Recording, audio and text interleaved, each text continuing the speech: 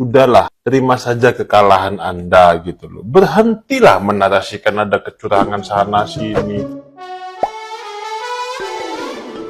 Hola netizen yang tercinta, calon presiden nomor urut 3 Ganjar Pranowo mengaku menghormati sikap partai politik lain yang mengucapkan selamat ke Prabowo Gibran sebagai pemenang Pilpres 2024. Hal itu disampaikan Ganjar menanggapi terkait pernyataan dari Ketua Umum Partai Nasdem Surya Paloh yang telah memberikan selamat kepada Prabowo Gibran atas kemenangan di Pilpres 2024. Ganjar mengaku ke depan akan membangun komunikasi dengan pimpinan parpol setelah penetapan hasil pemilu 2024 oleh KPU sebagai bentuk merawat komunikasi politik. Sebelumnya, Ketua Umum Partai Nasdem Surya Paloh menyatakan partainya telah menerima hasil rekapitulasi pemilu 2024. Selain itu, Surya Paloh juga mengucapkan selamat kepada Capres-Cawapres nomor urut 2 Prabowo Subianto Gibran Rakabuming Raka yang meraih suara terbanyak pada Pilpres 2024. Atas berbagai catatan yang ada, kata Surya Paloh, Partai Nasdem berkomitmen untuk berada dalam kehendak untuk terus-menerus memperbaiki kehidupan demokrasi dan politik.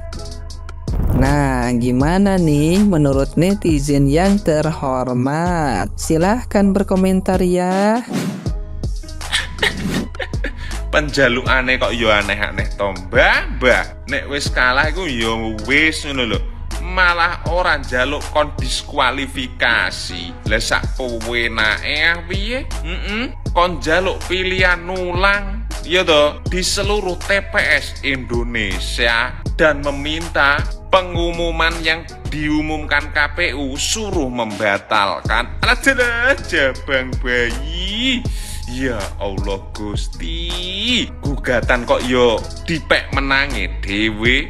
Negara Indonesia ini milik seluruh rakyat Indonesia, bukan miliknya yang mendukung Ganjar saja. Ya loh, yang mendukung Pak Prabowo ya mempunyai hak atas suara yang diberikan gitu loh.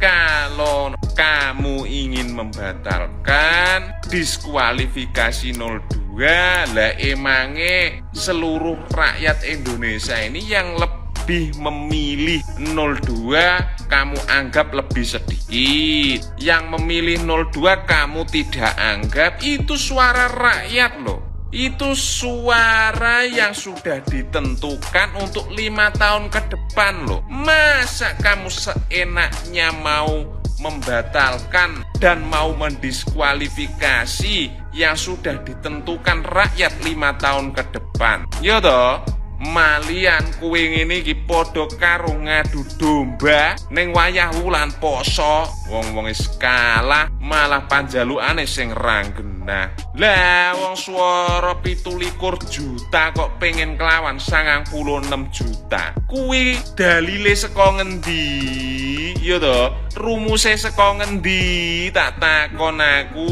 Wong kok ya aneh-aneh. Jarene pinter tapi kok keblinger. Boh, sak senengmu. Ibarat ke lo, ilmu token listrik makin sedikit semakin berisik. Halo guys, saya pernah nonton VT-nya Paslon 01 di mana mereka menggugat hasil KPU ke MK. Mereka mengajukan banding dan mereka minta pemilihan ulang. Dan di VT ini juga Paslon 03 juga melakukan hal yang sama.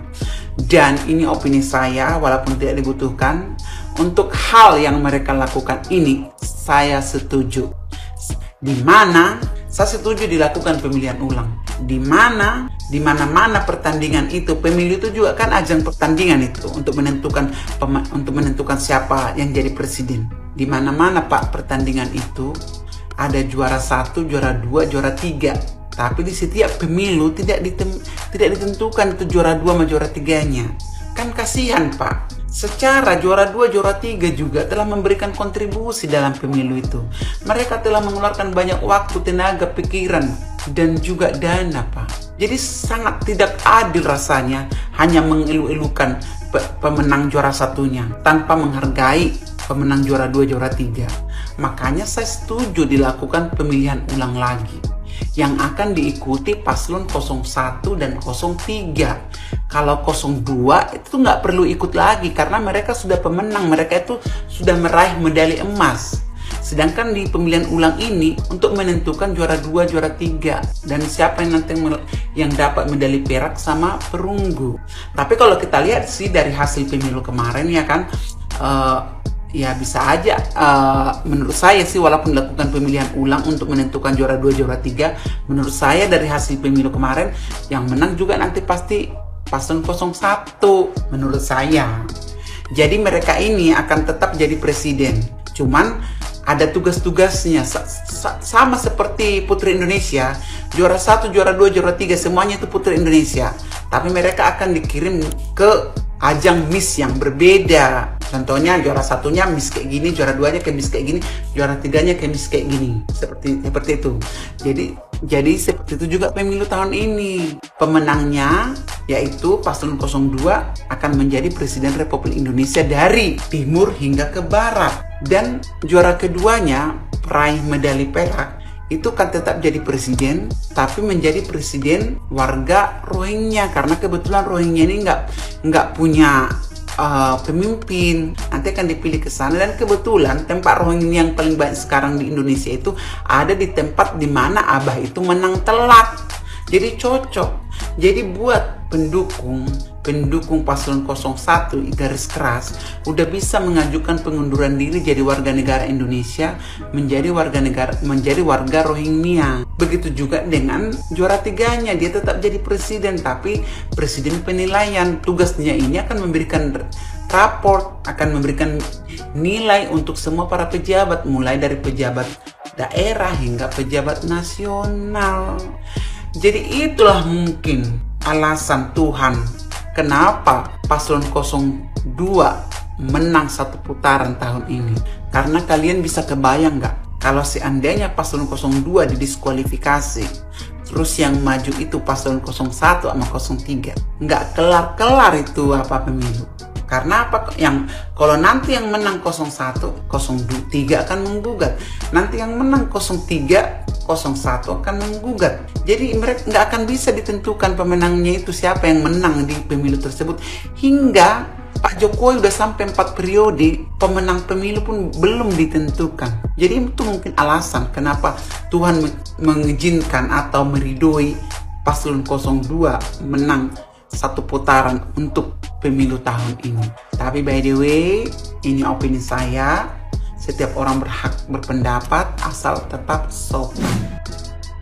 Emang susah sih kalau udah jadi orang yang nggak mempunyai jiwa kesatria, nggak punya hati besar, nggak punya hati yang lapang untuk menerima kekalahan, tuh udah susah emang. Pak, tanpa mengurangi rasa hormat saya kepada paslon 03 juga nih, sudahlah, terima saja kekalahan Anda gitu loh. Berhentilah menarasikan ada kecurangan sana sini, siap menyatakan siap membawa bukti-bukti, siap menghadirkan saksi. Berhentilah menggaungkan narasi-narasi yang nggak penting seperti itu gitu loh. Udahlah, terima aja kekalahan, Pak. Baliklah jadi rakyat biasa atau bekerjalah kayak gitu, kayak nggak usah lah berada di nggak usah lah terlalu berambisi untuk mendapatkan kursi kepemimpinan di negara Indonesia gitu loh. Oh, rakyat juga belum percaya sama Anda gitu loh. Saya nggak bilang rakyat tidak percaya ya sama Anda. Rakyat belum bisa memberikan kepercayaan kepada Anda, Pak Ganjar dan Pak Mahfud ini gitu loh. Rakyat lebih percaya kepada pasangan Pak Prabowo dan Pak Gibran. Gitu aja loh. Simpel loh Pak hidup ini Pak. Kalah